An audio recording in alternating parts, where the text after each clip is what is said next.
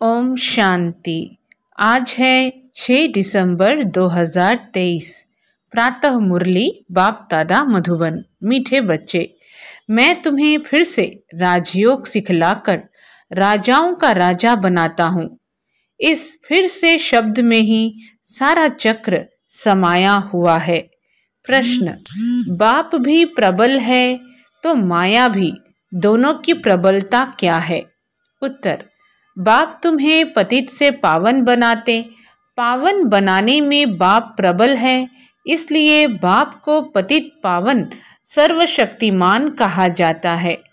बाप तुम्हें पतित से पावन बनाते, पावन बनाने में बाप प्रबल है, इसलिए बाप को पतित पावन सर्वशक्तिमान कहा जाता है।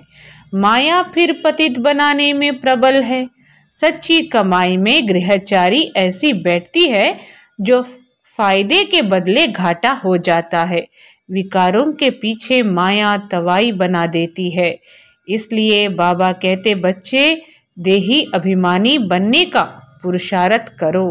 गीत है, हमें उन राहों पर चलना है जहां गिरना और संभलना है। ओम शांति। तुम बच्चों को किन राहों पर चलना है? जरूर राह बताने वाला होगा। मनुष्य रॉन्ग रास्ते पर चलते हैं तब तो दुखी होते हैं। अभी कितने दुखी हैं क्योंकि उनकी मत पर नहीं चलते। सब उल्टी मत पर चलते आए हैं। जब से उल्टी मत देने वाले रावण का राज्य शुरू हुआ है। बाप समझाते हैं, तुम इस समय रावण की मत पर हो, तब हर एक का ऐसा बुरा हाल हुआ है। सब अपने को पतित कहते भी हैं। गांधी बापू जी भी कहते थे, पतित पावन आओ। गांधी बापू जी भी कहते थे, पतित पावन आओ। गोया हम पतित हैं, परंतु कोई भी समझते नहीं कि हम पतित कैसे बने हैं। चाहते हैं भारत में राम राज्य हो, परंतु कौन बनाएगा? गीता में बाप ने सब बातें समझाई हैं, परंतु गीता के भगवान का ही नाम उल्टा लगा दिया है। बाप समझाते हैं, तुमने क्या कर दिया है? क्राइस्ट के बाइबल में पोप का नाम डाल दें तो कितना नुकसान हो जाए। यह भी ड्रामा है। बाप बड़े से बड़ी भूल समझाते हैं। यह आदि मध्य अंत का ज्ञान गीता में है। बाप समझाते हैं, मैं तुमको फिर से राजाओं का राजा बनाता हूँ।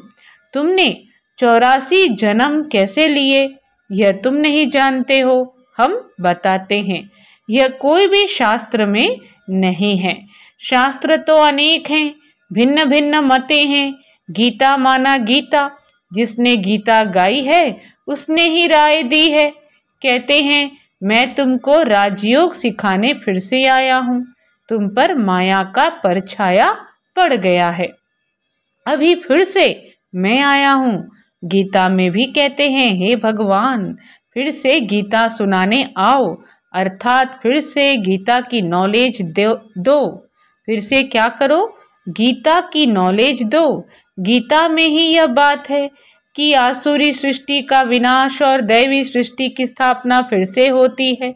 फिर जरूर कहेंगे गुरु नानक फिर से आएगा, अपने समय पर चित्र भी दिखाते हैं। श्री कृष्ण भी फिर से वही मोर मुकुट वाला होगा। तो यह सब राज गीता में है, परंतु भगवान को बदल दिया है। हम ऐसे नहीं कहते कि गीता को नहीं मानते, परंतु उसमें जो यह उल्टा नाम मनुष्यों ने डाल दिया है उसको बाप आकर के सीधा करके समझाते हैं। यह भी समझाते हैं, हर एक आत्मा में अपना अपना पार्ट नूंधा हुआ है। सब एक समान नहीं हो सकते। जैसे मनुष्य माना मनुष्य, वैसे आत्मा माना आत्मा, परंतु हर एक आत्मा में अपना पार्ट भरा हुआ है।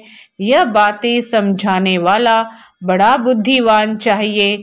बाप जानते हैं कौन समझा सकते हैं, कौन सर्विस करने में समझदार है, किसकी लाइन क्लियर है। देही अभिमानी रहते हैं, सब तो परिपूर्ण देही अभिमानी नहीं बने हैं। यह तो अंत में रिजल्ट होगी। इम्तिहान के दिन जब नज़दीक होते हैं तो मालूम पड़ जाता है कौन कौन पास होंगे। टीचर्स भी समझ सकते हैं और बच्चे भी समझते हैं कि यह सबसे तीखा है। वहाँ तो ठगी आदि भी हो सकती है, यहाँ तो यह बात हो न सके। यह तो ड्रामा में नूंद है, कल्प पहले वाले ही निकलेंगे। हमें पता चलता है सर्विस की रफ्तार से। इस सच्ची कमाई में घाटा और लाभ गृहचारी आदि आती है। इस सच्ची कमाई में घाटा और लाभ गृहचारी और क्या होता है, नुकसान आदि आती है। चलते चलते टांग टूट पड़ती है। गंधर्वी विवाह करने के बाद फिर माया एकदम तवाई बना देती है। माया भी बड़ी प्रबल है। बाबा प्रबल है पावन बनाने में, इसलिए उनको सर्वशक्तिमान पतित पावन कहा जाता है। और फिर माया प्रबल है पतित बनाने में। सतयुग में तो माया होती नहीं, वह है ही वाइसलेस वर्ल्ड, अभी है एकदम विशियस वर्ल्ड। कितनी जबरदस्त प्रबलता है। चलते चलते माया एकदम नाक से पकड़ तवाई बना देती है, फारकती दिला देती है, इतनी प्रबल है। फल सर्वशक्तिमान परमपिता परमात्मा को कहते हैं, परंतु माया भी कम नहीं है। आधा कल्प उनका राज्य चलता है, यह कोई थोड़े ही जानते हैं। दिन और रात आधा आधा होता है, ब्रह्मा का दिन ब्रह्मा की रात।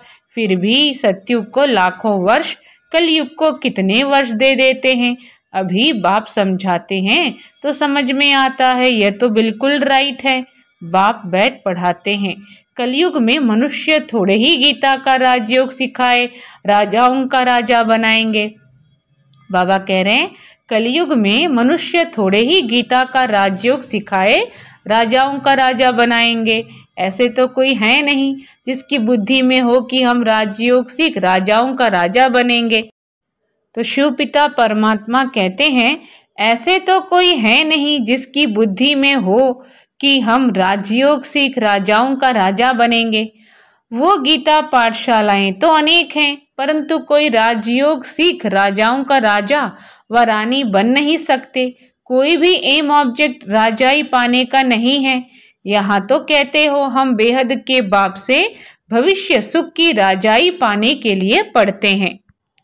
पहले पहले तो अल्फ पर समझाना है, गीता पर ही सारा मदार है। मनुष्यों को कैसे पता पड़े सृष्टि चक्र कैसे फिरता है, हम कहाँ से आए हैं, फिर कहाँ जाना है, कोई को पता नहीं है। कौन देश से आया कौन देश है जाना। गीत भी है ना, सिर्फ तोते मुआफिक गाते रहते हैं। बुद्धि जो आत्मा में है वह नहीं जानती कि हम जिसको हे परमपिता परमात्मा कहते हैं वह कौन है। उनको ना देख सकते ना जान सकते। आत्मा का तो फर्ज है ना बाप को जानना देखना। अभी तुम समझ गए हो, हम आत्मा हैं, परमपिता परमात्मा बाप को पढ़ाते हैं। बुद्धि कहती है बाप आकर पढ़ाते हैं। जैसे किसकी आत्मा को बुलाते हैं तो समझते हैं ना उनकी आत्मा आई है, तो तुम समझते हो हम आत्मा हैं, हमारा वह बाप है। बाप से जरूर वर्षा मिलना चाहिए। हम दुखी क्यों हुए हैं? मनुष्य तो कह देते हैं बाप ही सुख दुख देने वाला है, भगवान को गाली देते रहते हैं। वह है आसुरी संतान, वह है आसुरी संतान। जैसे कल्प पहले कहा है वैसे कहते हैं। तुम अभी प्रैक्टिकल में ईश्वरीय संतान बने हो, आगे तुम आसुरी औलाद थे। अब बाप कहते हैं निरंतर मुझे याद करो। किसको भी यह 2 अक्षर समझाना बहुत सहज है। तुम भगवान के बच्चे हो। भगवान न स्वर्ग रचा अब नरक बना है। भगवान ने स्वर्ग रचा, भगवान ने क्या किया? भगवान ने स्वर्ग रचा, अब नरक बना है। फिर स्वर्ग बाप ही रचेंगे। बाप हमको राजयोग सिखला रहे हैं, स्वर्ग की स्थापना कर रहे हैं। अच्छा शिव को नहीं जानते हो? प्रजापिता ब्रह्मा को भी रचने वाला वह बाप है, तो जरूर बाप ब्रह्मा द्वारा ही सिखाएंगे। अभी शूद्र वर्ण है, हम ब्राह्मण से देवता क्षत्रिय बनेंगे, नहीं तो विराट रूप क्यों बनाया है? चित्र ठीक है परंतु समझ नहीं सकते। शूद्रों को ब्राह्मण कौन बनाएंगे? जरूर प्रजापिता ब्रह्मा चाहिए। उनको ऐसे अडॉप्ट किया जैसे तुम कहते हो यह मेरी स्त्री, उनको मेरी कैसे बनाया, अडॉप्ट किया। बाप कहते हैं, मुझे भी माता पिता कहते हो, मैं बाप तो हूँ, मेरी कहाँ से लाऊं? तो इनमें प्रवेश कर इनका नाम ब्रह्मा रखता हूँ। स्त्री अडॉप्ट की जाती है, जैसे लौकिक बाप स्त्री को अडॉप्ट कर कुख वंशावली रचते हैं, बाबा ने फिर इनमें प्रवेश कर इनको अडॉप्ट कर इनके मुख द्वारा मुख वंशावली बनाई है। तुम कहते हो हम ब्राह्मण ब्राह्मणियां हैं, जरूर इनका ही नाम ब्रह्मा है। ब्रह्मा किसका बच्चा? शिव बाबा का। इनको किसने अडॉप्ट किया? बेहद के बाप ने। दृष्टांत बड़ा अच्छा है, परंतु जिसकी बुद्धि में बैठा होगा वह समझा सकेंगे, बुद्धि में नहीं होगा तो उनको समझाने आएगा ही नहीं। लौकिक और पारलौकिक बाप तो है ना, वह भी स्त्री को अडॉप्ट कर मेरी कहते हैं, या फिर इनमें प्रवेश कर अडॉप्ट करते हैं, या फिर इनमें प्रवेश कर किनमें? ब्रह्मा में, प्रजापिता ब्रह्मा में, यह भी इनमें प्रवेश कर अडॉप्ट करते हैं। खुद कहते हैं मुझ निराकार को इनका आधार लेना पड़ता है, तो नाम भी बदली करता हूँ। एक ही टाइम कितनों के नाम रखें? एक ही टाइम कितनों के नाम रखें? नाम की लिस्ट भी तुम्हारे पास होनी चाहिए, प्रदर्शनी में नाम की लिस्ट भी दिखानी चाहिए। बाबा ने कैसे एक ही समय नाम रखे? बाबा ने हमको अपना बनाया तो नाम बदलाया। उनको भृगु ऋषि कहते हैं, जन्म पत्री तो भगवान के पास ही है, वंडरफुल नाम है। अब सभी तो है नहीं, कोई तो आश्चर्यवत भागंती हो गए, आज है कल है नहीं। नंबर 1 दुश्मन है काम, ये काम विकार बहुत तंग करता है, उस पर जीत पानी है। गृहस्थ व्यवहार में इकट्ठे रहकर उन पर जीत पानी है, यह है प्रतिज्ञा। अपनी वृत्ति देखनी है, कर्म इंद्रियों से विकर्म नहीं करना है। तूफान तो सबको आते हैं, इसमें डरना नहीं है। तूफान सबको आते हैं, इसमें डरना नहीं है। बाबा से बहुत बच्चे पूछते हैं ये धंधा करें व नहीं करें। बाबा लिखते हैं, मैं कोई तुम्हारे धंधे आदि को देखने आया हूँ क्या? मैं तो टीचर हूँ, पढ़ाने के लिए। धंधे की बात हमसे क्यों पूछते हो? मैं तो राजयोग सिखाता हूँ। रुद्र यज्ञ भी गाया हुआ है, श्री कृष्ण यज्ञ नहीं। बाप कहते हैं लक्ष्मी नारायण में यह सृष्टि चक्र का ज्ञान ही नहीं। अगर यह मालूम हो कि 16 कला से फिर 14 कला बनना है, तो उसी समय ही राजाई का नशा उड़ जाए। वहां तो है ही सदगति। सदगति दाता तो एक है, वही आकर युक्ति बताते हैं, दूसरा कोई बतला न सके। पहले पहले ये बात उठाओ कि किसने कहा है काम महाशत्रु है। यह भी गाते हैं विशियस वर्ल्ड और वाइसलेस वर्ल्ड। एक है विशियस वर्ल्ड यानी विकारी दुनिया, और एक है वाइसलेस वर्ल्ड यानी निर्विकारी दुनिया। भारत में ही रावण को जलाते रहते हैं, सतयुग में थोड़े ही जलाएंगे। अगर यह कहते हैं कि अनादि है, सतयुग में भी था, फिर तो सब जगह दुख ही दुख होगा, फिर स्वर्ग कैसे कहेंगे? यह बातें समझानी है। हर एक की रफ्तार अपनी है, पता लग जाता है कौन अच्छी रफ्तार वाला है। संपूर्ण तो कोई बने नहीं है, बाकी हाँ सतो रजो तमो तो होते ही हैं। बुद्धि हरेक की अलग अलग है। जो श्रीमत पर नहीं चलते हैं वह है तमो प्रधान बुद्धि। तो शिव बाबा क्या कह रहे हैं कि बुद्धि हरेक की अलग अलग है, जो श्रीमत पर नहीं चलते हैं वह है तमो प्रधान बुद्धि। अपने को इंश्योर नहीं करेंगे तो भविष्य 21 जन्मों के लिए कैसे मिलेगा? मरना तो है ही, तो क्यों न इंश्योर कर देना चाहिए। सब कुछ उनका है तो परवरिश भी वह करेंगे। भल कोई सब कुछ देते हैं परंतु सर्विस नहीं करते, जो दिया वह खाते रहते हैं, तो बाकी जमा क्या होगा? कुछ भी नहीं। सर्विस का सबूत चाहिए, सर्विस का सबूत चाहिए। देखा जाता है कौन पंडे बन आते हैं, देखा जाता है कौन पंडे बन आते हैं। नए बीके भी आपस में सेंटर चलाते हैं, उनको भी आफरीन दी जाती है। यह नॉलेज तो बड़ी सहज है। वानप्रस्थ अवस्था वालों को जाकर समझाओ, वानप्रस्थ अवस्था कब होती है? बाप ही गाइड बन सबको ले जाएंगे। तुम जानते हो बाप ही कालों का काल है। हम तो खुशी से बाबा के साथ इकट्ठे जाना चाहते हैं। पहले पहले तो मुख्य बात यह उठाओ, गीता का भगवान कौन है, किसने रचा और किसने रचना रची? लक्ष्मी नारायण को राजयोग किसने सिखाया? उनकी भी राजधानी स्थापन हो रही है और कोई राजधानी स्थापन करने आते नहीं, बाप ही राजधानी स्थापन करने आते हैं। सब पतितों को पावन बनाते हैं। यह है विशियस वर्ल्ड, यह है वाइसलेस वर्ल्ड। दोनों में नंबरवार मर्तबे हैं। जो श्रीमत पर चलने वाले होंगे उनकी बुद्धि में ही यह बातें बैठ सकती हैं। अच्छा, मीठे मीठे सिखी लधे बच्चों प्रति माता पिता बाप दादा का याद प्यार और गुड मॉर्निंग। रूहानी बाप की रूहानी बच्चों को नमस्ते। हम रूहानी बच्चों की रूहानी माता पिता बाप दादा को याद प्यार, गुड मॉर्निंग और नमस्ते।